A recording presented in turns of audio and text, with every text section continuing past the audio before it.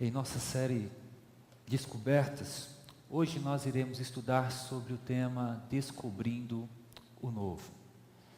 E eu quero começar com a história de um homem, nascido numa família estável, uma pessoa educada nas melhores escolas, uma pessoa que conviveu com pessoas do seu nível social, pessoa que foi instruída, pessoa que era influente aonde ele morou, ao ponto de assumir grandes cargos na instituição que ele fazia parte.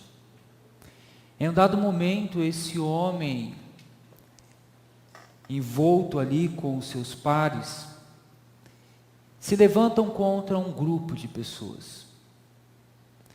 Ele, por sua influência, seu conhecimento, a forma de lidar com a vida, um homem pragmático, um homem de resultados, começa a perseguir pessoas que são contra aquilo que ele julga ser o ideal.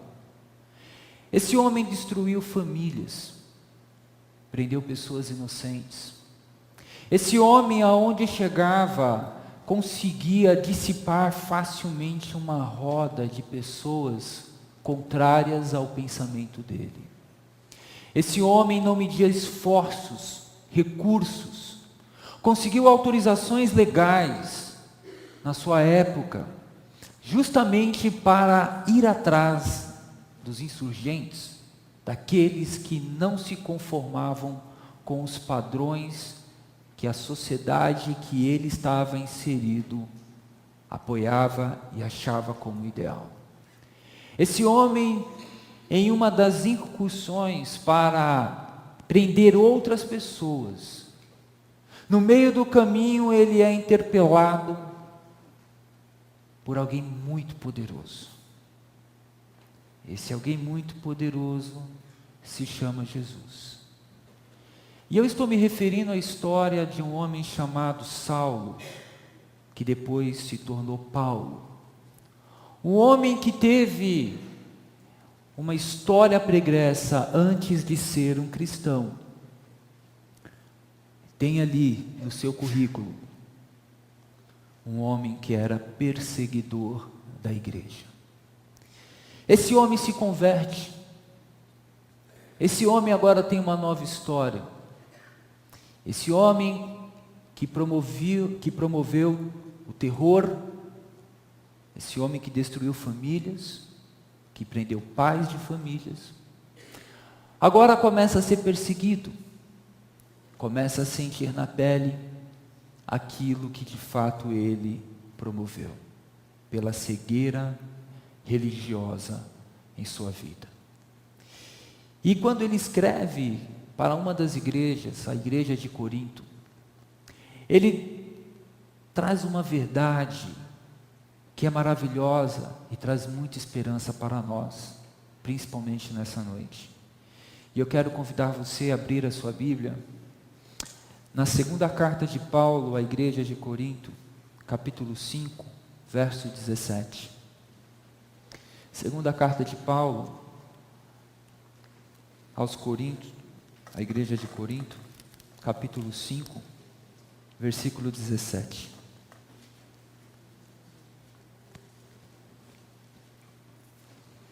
Alguns conhecem de cor esse texto, mas irei ler. Portanto, se alguém está em Cristo, é nova criação. As coisas velhas já passaram e surgiram coisas novas. Portanto, se alguém está em Cristo, é nova criação, em outras versões, nova criatura. As coisas velhas já passaram e surgiram coisas novas. Em outras traduções, diz: eis que tudo se fez novo. Ao olhar para esse texto e dentro do contexto pelo qual Paulo está escrevendo para uma igreja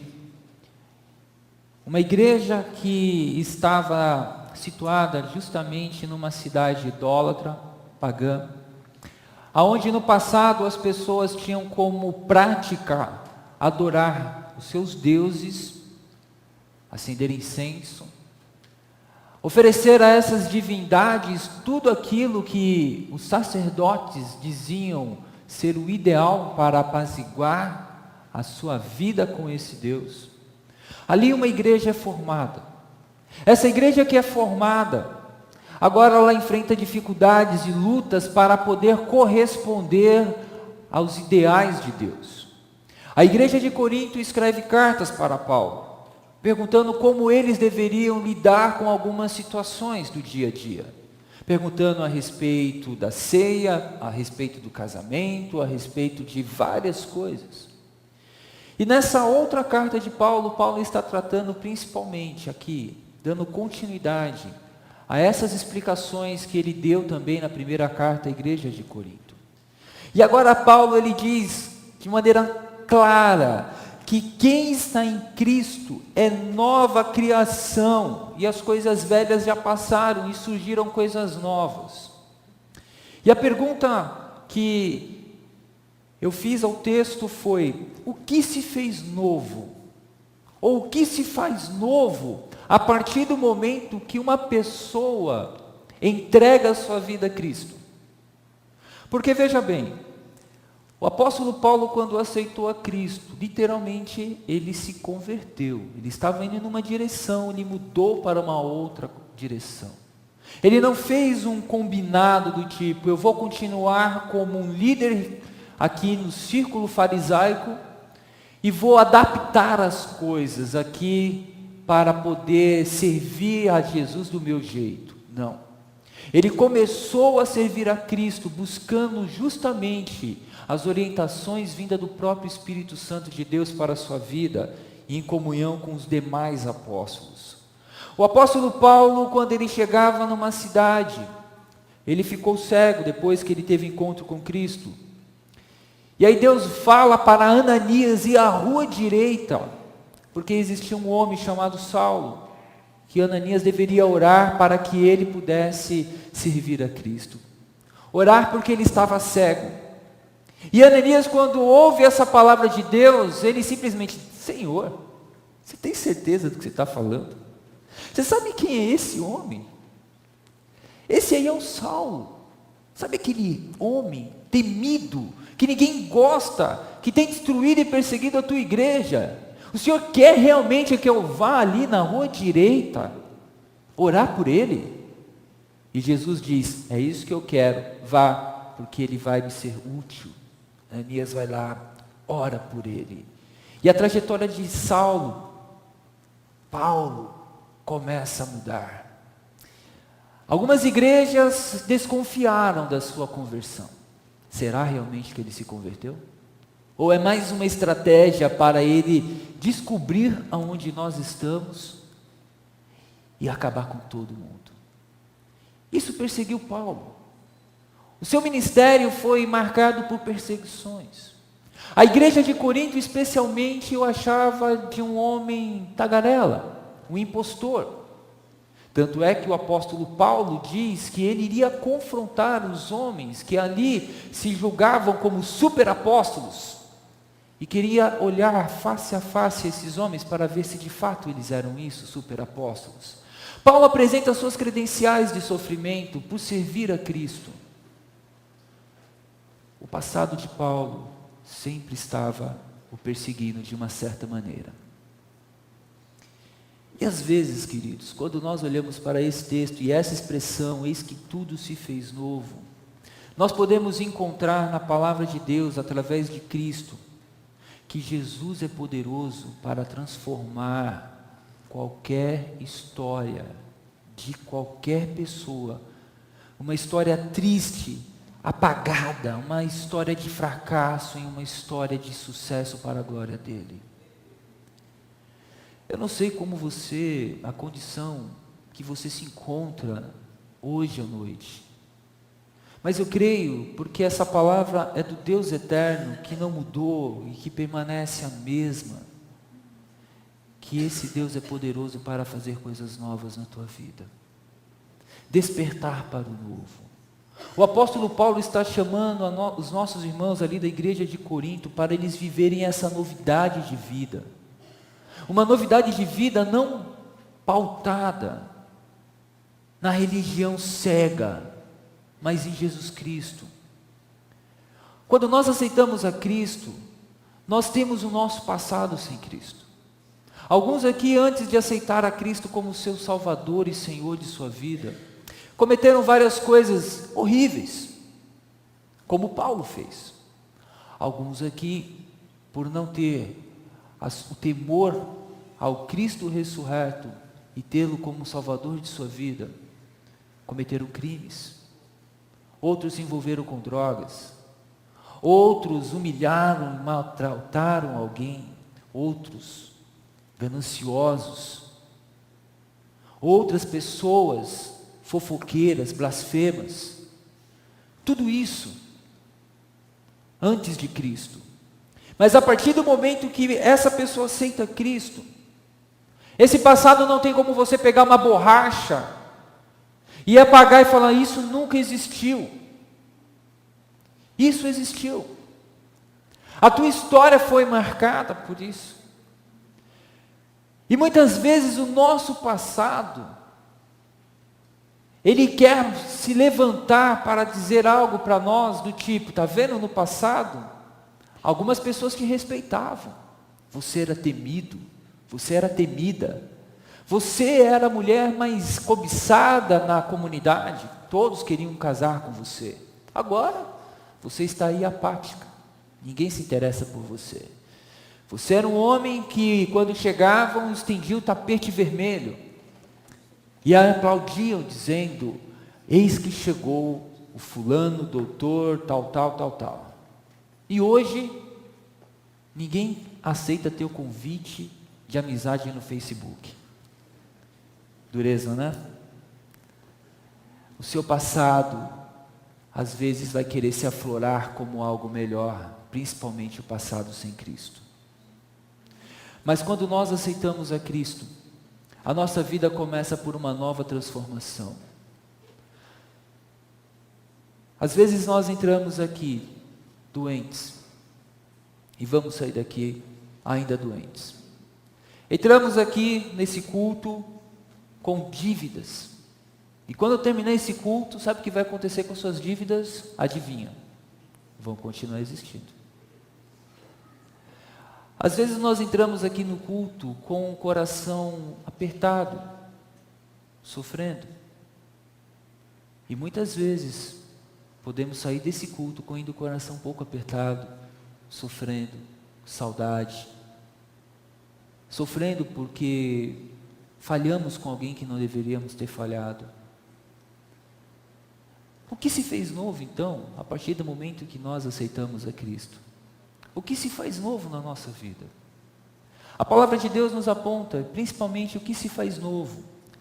Nós pertencemos a Jesus, nos tornamos filhos. Nós nascemos de novo. Aquela forma de olhar para o mundo, para encarar a vida, ela deixa de existir e é substituída, reformulada pelo Cristo ressurreto. O Espírito Santo de Deus começa a nos ajudar a enxergar com clareza esse mundo totalmente longe de Deus e nos mostra que nós somos especiais para Deus ao ponto dele enviar o Filho dele para morrer em nosso lugar e nos dar esperança. Mas nós achamos que o novo de Deus para nós é que eu vindo a um culto, ou que eu participando de uma reunião, se eu estou endividado, eu vou sair daqui, alguém vai orar e minhas dívidas, eu vou puxar o extrato, vai lá, plim, plim, vai ter um saldo positivo. Quem dera. Teria gente aí se cotovelando aí fora para entrar aqui. Mas isso não acontece. Mas quando nós temos Cristo no nosso coração, nós entendemos que independentemente das dívidas, dos fracassos do passado, nós somos mais do que vencedores. Porque a nossa vitória não é a vitória segundo os padrões de um mundo que acha que uma pessoa vitoriosa É uma pessoa que tem uma excelente casa, um excelente carro, um excelente emprego, que tem saúde. A visão de sucesso que a sociedade apresenta para nós é algo doentio. E você vive para alcançar um padrão e acaba com a tua vida para alcançar um padrão que na verdade não vai te trazer felicidade. Sabe por quê? Tem muita gente que tem tudo que você sonha em ter e ainda assim não encontra paz e felicidade. Mas nós queremos justamente isso, porque achamos que a nossa felicidade está lá. E Paulo, ele entendeu que não é nada disso. Tanto que em outros domingos nós estudamos, principalmente Paulo, aprendi o segredo de viver contente.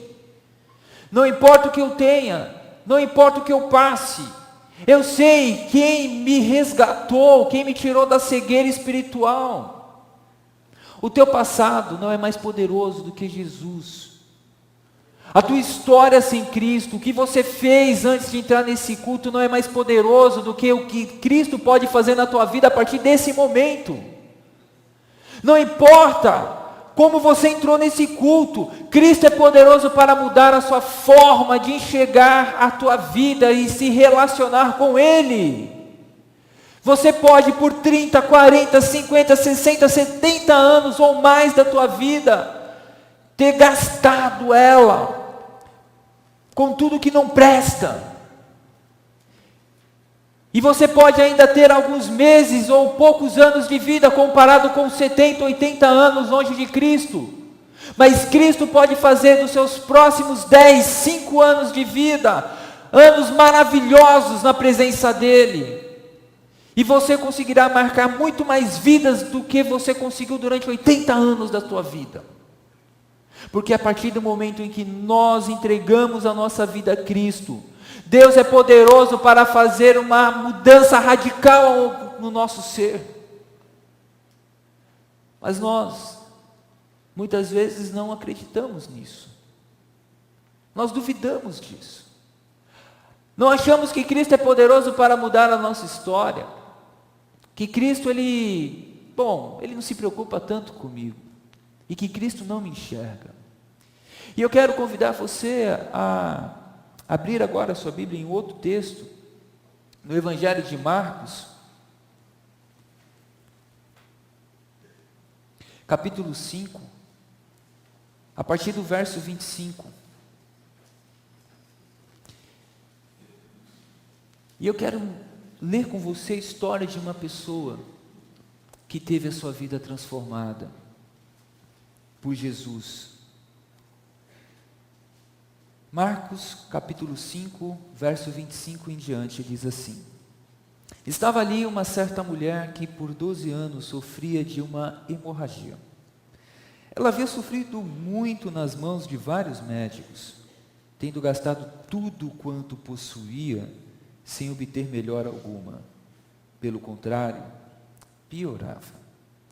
Tendo ouvido a respeito de Jesus, veio por trás dele, no meio da multidão, e tocou-lhe o manto, pois pensava: se tão somente tocar-lhe as vestes, serei curada. Sua hemorragia estancou imediatamente, e ela sentiu no corpo que já estava curada do seu mal. Jesus logo percebeu que dele havia saído o poder. Então virou-se no meio da multidão e perguntou: quem tocou nas minhas roupas? Os seus discípulos lhe disseram: vês que a multidão te pressiona e perguntas: quem me tocou? Mas ele olhava em redor para ver quem havia feito aquilo.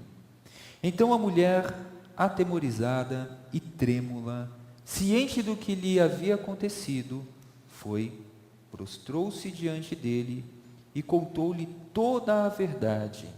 E Jesus lhe disse: filha, a tua fé te salvou. Vá em paz e fica livre desse mal. Essa é uma história linda. Se por um lado nós temos a história do passado de um homem cego pela religiosidade, que perseguiu a igreja, agora nós olhamos para a história de uma mulher. De uma mulher que antes de Cristo por causa do seu fluxo de sangue, da sua hemorragia, ela não podia ter uma vida de qualidade. O texto diz que essa mulher, por cerca de 12 anos, sofria com sua enfermidade. Você já teve uma enfermidade por tanto tempo? Alguns irmãos fazem tratamento, às vezes para uma área estomacal, para a pressão arterial, cardíaco. Ninguém gosta de, acho que é algo complicado. Mas essa mulher sofria muito, 12 anos. Naquele tempo não tinha SUS, não tinha plano de saúde. Os médicos não tinham exames como ultrassom, era uma outra realidade. Aquela mulher gastou muito dinheiro para poder encontrar a cura da sua enfermidade. E detalhe, a sua enfermidade, o fluxo de sangue, na cultura judaica, uma mulher que tinha fluxo de sangue, era considerada também imunda. Ela não podia estar participando de algumas rodas e principalmente do convívio ali com o povo. Aquela mulher era privada de uma série de coisas. Ela sofria no corpo, ela sofria nas suas emoções, porque aquela mulher não era digna de sentar à mesa. Aquela mulher sofria humilhação. Aquela mulher tinha seus sentimentos, o seu ser todo destruído. O dinheiro que ela tinha, ela investiu para encontrar cura. E todas as vezes, conforme o texto aqui que nós lemos, ela procurava os médicos. E eu imagino os inúmeros tipos de tratamento que foi dado para ela. Se hoje nós, muitas vezes, passamos por dificuldades quando vamos ao médico, estou com uma dor aqui, toma esse remédio. Aí você fala, doutor, não passou, então toma esse. E aí não passou, toma esse, não passou, e você fala, bom, vou mudar de médico. Aí vai para o outro médico, toma esse, e não passa, toma esse, não passa. Você fala de novo, vou mudar de médico. Aí chega uma hora e fala, meu Deus, não sei o que é, não sei o que está acontecendo. Aquela mulher sofreu, e todas as vezes, conforme o texto que foi lido, diz, piorava o caso dela. Aquela mulher não tinha um convívio social, aquela mulher tinha todo o ser dela destruído. E aí ela ouve de uma esperança que poderia mudar a história dela definitivamente. A esperança se chama Jesus. Ela não pensou algo do tipo, eu vou marcar uma reunião com ele, eu vou marcar uma consulta com ele, eu vou até ele e vou dar dinheiro para ele me curar. Não. Aquela mulher, ela pensou uma coisa assim, absurda. Ela simplesmente pensou, eu vou só tocar na orla do manto dele, na roupa dele, e quem sabe eu serei curada. E ela vai, eu imagino aquela multidão, porque aonde Jesus chegava, a multidão o comprimia. Ele atravessava o lago, o mar, o que acontecia, ele chegava na outra margem, quem estava esperando ele muitas vezes, era uma multidão de pessoas. Pessoas que sofriam pelas suas enfermidades, pessoas marginalizadas, como prostitutas, publicanos, pessoas simples, pessoas importantes. E aí aquela mulher simplesmente fura aquele bloqueio e toca na orla de Jesus, no manto dele. E ela foi curada imediatamente. E aí Jesus, ele faz uma pergunta que, de fato, os discípulos a replicaram ele com coerência. Alguém me tocou. E os discípulos responderam, é óbvio que alguém te tocou. Você está no meio da multidão, é igual, por exemplo, você andar na 25 de março, final do ano. Aí você fala, alguém me esbarrou em mim. É óbvio que alguém vai esbarrar em você na 25 de março. É óbvio que você está ali andando e ainda assim promoção, aquela palavra mágica, liquidação. Vai ter um esbarramento ali, você entrou numa loja, é impossível. E aí você fala, alguém tocou em mim. Qual é a resposta? Claro, um monte de gente aqui. Mas Jesus olhou e falou: alguém tocou em mim. E ele insistiu, até que essa mulher, atemorizada, e o texto diz trêmula.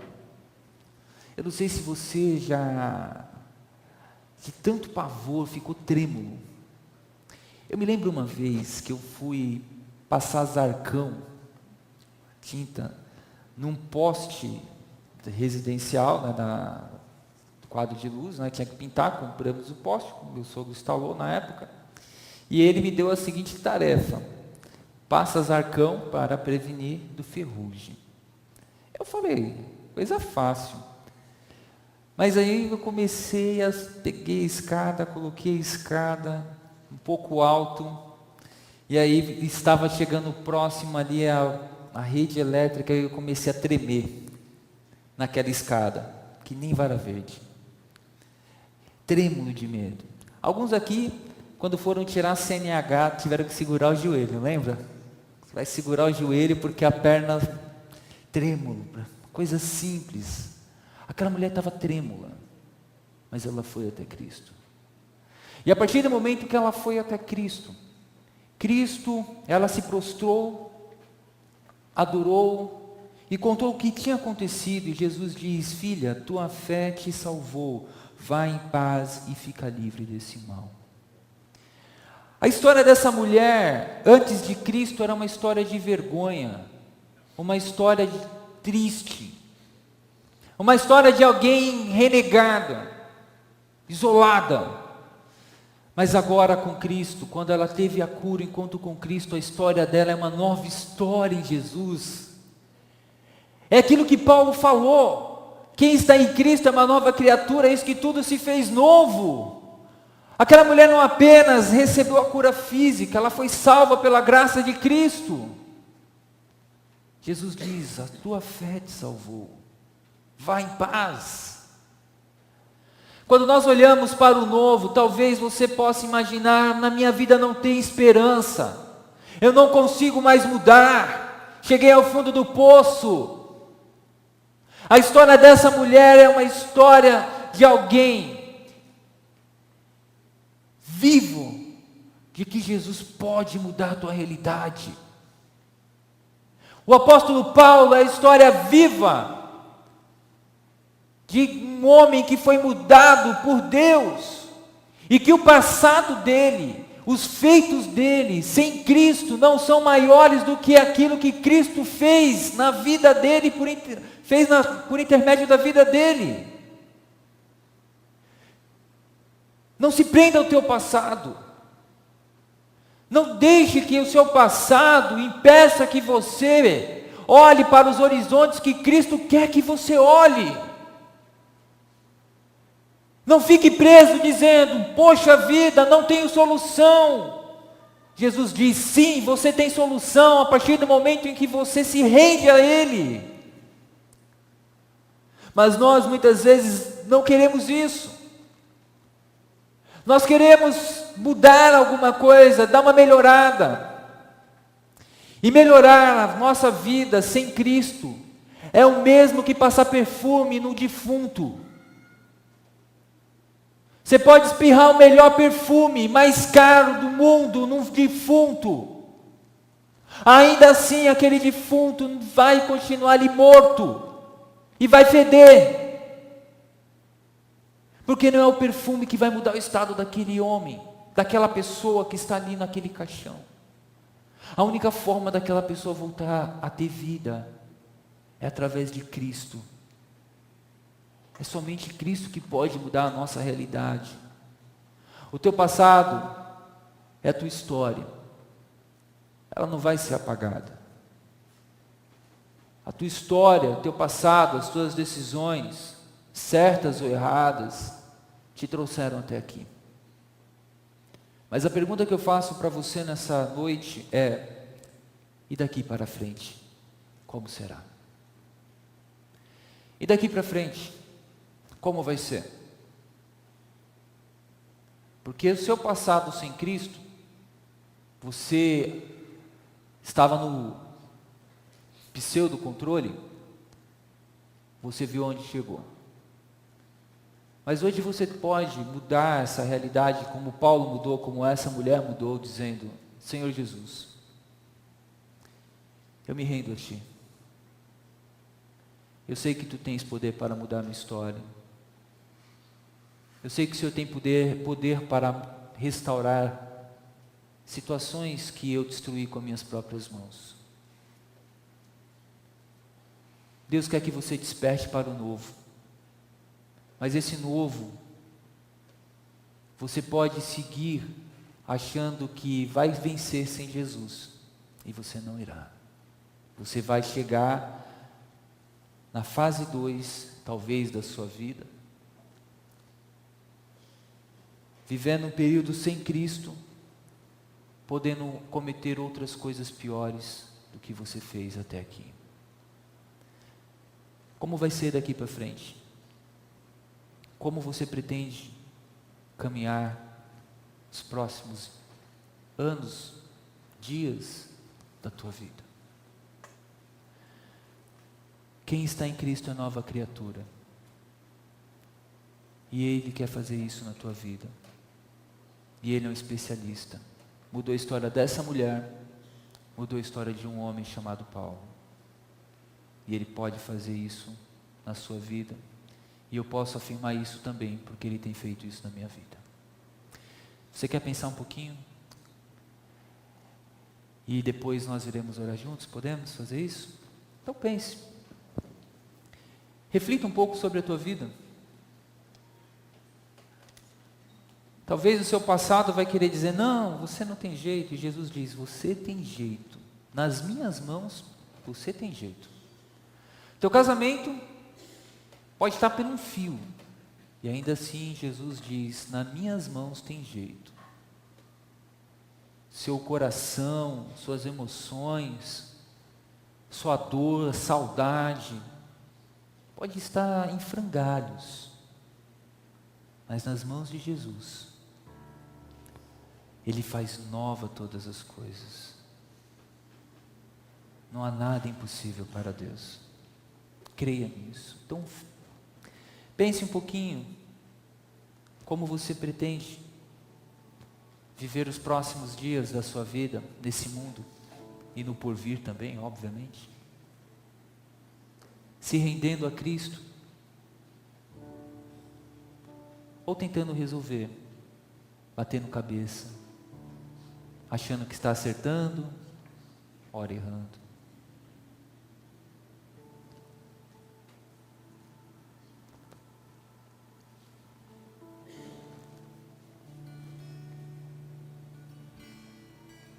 Pensou?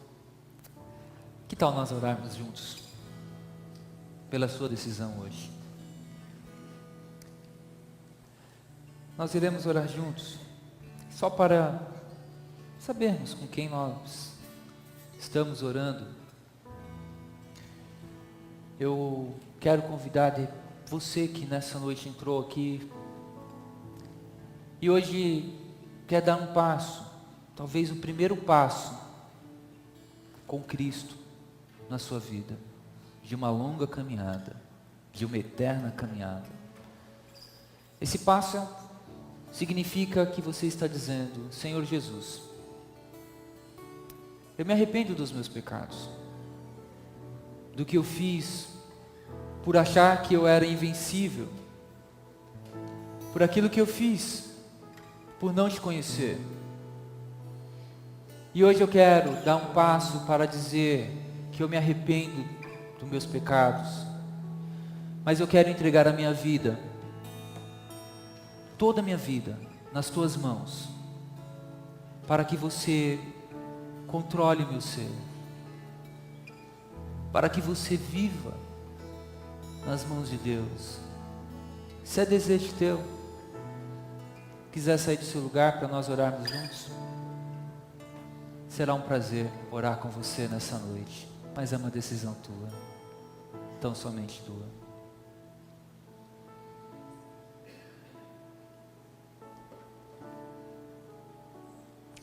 Senhor, nós te agradecemos,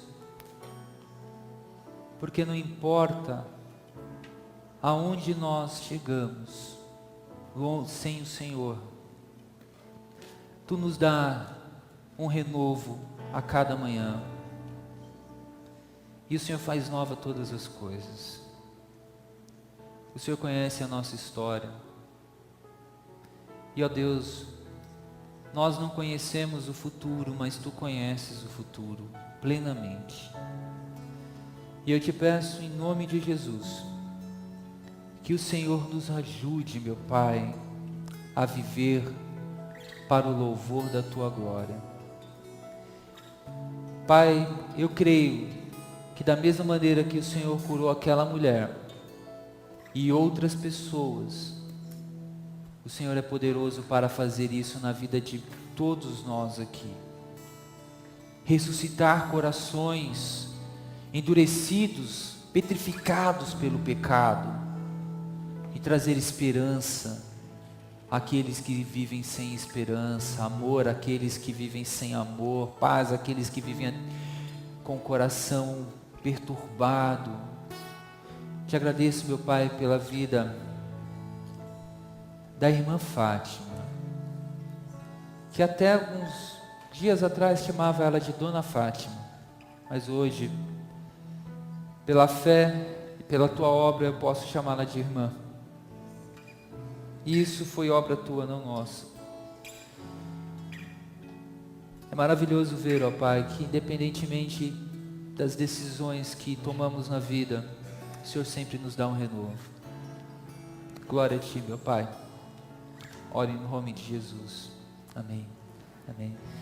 Deus te abençoe, irmã Fátima. Essa jovem senhora, ela faz parte do projeto Cristolândia. Cristolândia é um trabalho que nós batistas realizamos ali na Cracolândia, ajudando pessoas a vencerem o vício do crack, das drogas. E a irmã Fátima, por muitos anos, viveu longe de Deus, decisões erradas que levou ela para o fundo do poço. Alguns meses atrás, o semblante dela não era esse. Ela não era dessa maneira. Mas Cristo está fazendo uma obra linda, e hoje nós podemos ver com os nossos olhos o milagre que Deus faz na vida de uma pessoa, despertando para o novo. Fico feliz, irmã Fátima, de tê-la como irmã, e não apenas como amiga. Dona Fátima, ela faz parte do meu pequeno grupo, e é uma alegria ver que Deus sempre faz coisas novas, independentemente da idade de uma pessoa. Que Deus te abençoe, e Deus te abençoe.